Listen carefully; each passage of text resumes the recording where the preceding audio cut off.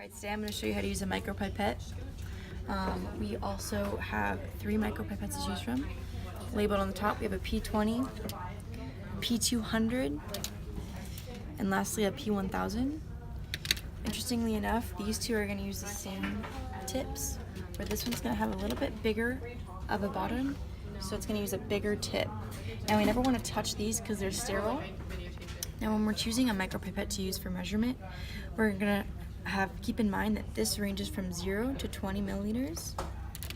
This ranges from 0 to 200, and this one 0 to 1,000. So if we're going to have something like a 15 milliliter measurement, we're going to go with a more precise micropipette because it has a smaller range than if we measured 15 on this. Now let's start with measuring 15 on this. We're going to go ahead and talk about, this is the decimal, this is the tenths, and this is the other number.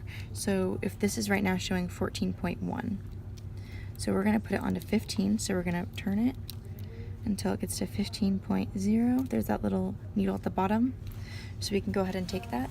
To start, we're going to put it in our, these are way too big, put that on our tip, and we are going to suck up water. We push down, and once we get to the bottom, we slowly let go.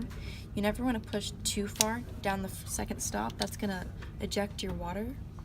Once you've taken it out of your liquid, alrighty, so then once we've ejected that liquid, we suck up, we eject the water, second stop. We need to get rid of this tip because you don't want to contaminate with your other products, so you're just going to hit the eject button, and that's going to fall right off into a disposal unit usually. Additionally, on the P200, it's going to be read a little bit differently. This is going to be 51. If I move that 0 to a 1, it's going to be 151. And then on the bottom here, you can move that bottom to make it 152, 53, 54. So it's going to be the 100th, the 10th, and then the single digit. That's how you're going to read a P1000. For a P200, this is going to say 150. You have the top 100, the 5 representing 50, and 0, which can be moved to a 149 or 151. Moving each little small tip is representing a decimal, so this is 151.1. Okay. Additionally, when we're looking at these two pipettes, the P1000 is going to be a much better choice for precise and accuracy. This one, you're wheeling it up and wheeling it down. There's a lot of opportunity for bubbles to build up, and there's a lot less you can measure at one time.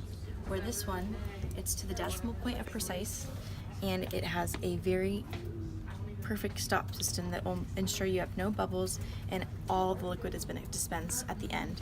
Where this, you're going to be left with a little bit of remaining liquid right here. Boom.